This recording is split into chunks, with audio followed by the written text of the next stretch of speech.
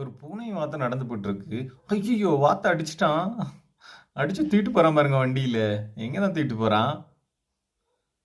ஐயோ, கத்தியெல்லாம் தீட்டிட்டு இருக்கான். வாத்த எலும்பிருச்சு. பூனை அட்டாக் பண்ணுது. ஐயோ, பூனையை கட்டி தொங்க விட்டுட்டான். கத்தி எடுத்து மிரட்டுது பாருங்க. ஃபோன் பண்ணுது பூனை. யாருக்கு ஃபோன் பண்ணுதுன்னு தெரியல.